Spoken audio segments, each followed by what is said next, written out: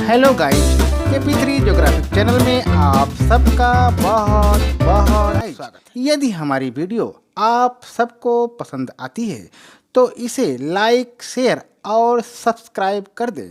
साथ ही साथ bell icon को भी दबा दें, जिससे जैसे ही वीडियो अपलोड की जाए तुरंत आपके पास पहुंच सके। आइए आज हम लोग उत्तरी अमेरिका महाद्वीप के बारे में अध्ययन करते हैं। सबसे पहले हम लोग उत्तरी अमेरिका महाद्वीप की भौगोलिक स्थिति में देखेंगे।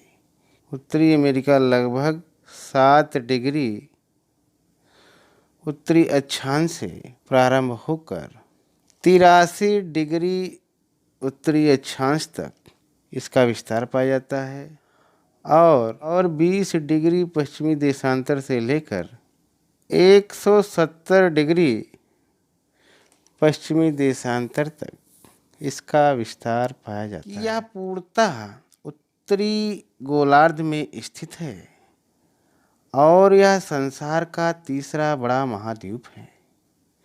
केवल एशिया और अफ्रीका महाद्वीप इससे बड़े हैं। महाद्वीप का उत्तरी पश्चिमी भाग एशिया के उत्तरी पूर्वी सिरे से केवल 96 किलोमीटर से भी कम दूर है। इन दोनों महाद्वीपों को बेरिंग जलसंधि अलग करती है। अन्य स्थानों पर इन दोनों के सभी भाग एक दूसरे से हजारों किलोमीटर दूर हैं। पनामा नहर के उत्तर में उत्तरी अमेरिका महाद्वीप, पनामा नहर के दक्षिण में दक्षिणी अमेरिका महाद्वीप। दोनों महाद्वीपों की सीमा है पनामा नहर। आगे चलते हैं। आगे हम लोग देखेंगे धरातल।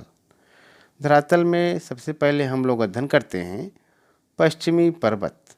सारे पश्चिमी तट के साथ साथ राकी तथा अन्य पर्वत श्रेणियां हैं। इनमें राकी सबसे प्रमुख पर्वत श्रेणी है। पर्वत श्रेणियों के मध्य में ऊंचा पठार है।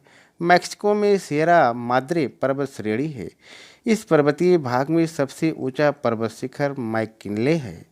यह अलास्का में है। यह समुद्र तल से 6194 मीटर ऊंचा है। और आगे है पूर्वी पठार। सेंट लॉरेंस नदी के उत्तर में लेब्राडोर का पठार और दक्षिण में एप्लेसियन पर्वतमाला है। इसमें सबसे ऊंचे शिखर की ऊंचाई केवल 2037 मीटर है। और नेक्स्ट है मध्य का मैदान। इसके उत्तरी भाग में बहुत सी झीलें हैं। मैकेंजी नदी उत्तर में, सेंट लॉरेंस नदी पूर्व में और मिसिसिपी मिसौरी नदियां दक्षिण में मैक्सिको की खाड़ी में मिलती हैं। आगे हम लोग देखेंगे पूर्वी तट का मैदान। आइए देखते हैं। उत्तर अटलांटिक महासागर के तट के साथ साथ तंग मैदान है। और आगे है पनामा नहर। आइए देखते हैं। उत्तरी और दक्षिणी अमेरिका को मिलाने वाले स्थल संयोजक पनामा को काटकर बनाई गई है। इससे अटलांटिक महासागर और प्रशांत महासागरों के बीच जलयानों का यातायात सुगम हो गया है और दूरी में काफ़ी कमी हो गई है। आगे चलते हैं। आगे हम लोग देखेंगे जलवायु तथा वनस्पति के प्राकृतिक खंड। आइए देखते हैं। जिसमें पहला है उत्तरी ध्रुव खंड, जिसे टुंड्रा कहा जाता है। इसके अंतर्गत अत्यंत ठंडा बर्फीला प्रदेश, जिसमें काई, लिचन, घास और छोटी छोटी झाड़ियाँ होती हैं। और नेक्स्ट है शीतल समशीतोष्ण वन। इसके अंतर्गत नोकदार पत्तों वाले सदाबहार वृक्षों के वन होते हैं। स्प्रूस, चीड़ और देवदार मुख्य वृक्ष हैं। और नेक्स्ट है मिश्रित वन। यह समशीतोष्ण वनों के दक्षिण में है। अधिकांश चौड़ी पत्ती वाले पर्णपाती वृक्ष जैसे मैपल, चेस्टनट मिलते हैं। और नेक्स्ट है समशीतोष्ण घास के मैदान, जिसे प्रेरी कहा जाता है। इसके अंतर्गत पशुपालना, गेहूं, मक्का, गन्ना, कपास और तंबाकू की खेती की जाती है।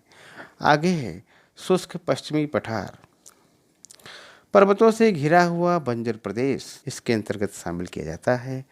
और नेक्स्ट है रोम सागरीय खंड। इसमें गर्मियाँ शुष्क होती हैं, सर्दियाँ कम ठंडी और वर्षामय होती हैं। इसमें फल, अंगूर, गेहूं और ऊन मुख्य इसकी उपज है। आगे चलते हैं। आगे हम लोग देखेंगे लोअर कैलिफोर्निया का मरुस्थल। यह भाग गर्म शुष्क है। पश्चिमी मेक्सिको भी इसी खंड में आता है। आगे है गर्म वर्षामय उपजाऊ क्षेत्र। इसमें मेक्सिको और वेस्ट इंडीज द्वीप समूह में महोगनी, गन्ना, कपास, तंबाकू, कोको, कॉफ़ी पैदा होती है। संयुक्त राज्य अमेरिका यूएसए का दक्षिण पूर्वी भाग भी इसी प्रकार का प्रदेश है। और इस प्रकार से आज हम लोग उत्तरी अमेरिका महाद्वीप के बारे में हम लोगों ने अध्ययन किया। आज यहीं तक। बहुत बहुत धन्यवाद।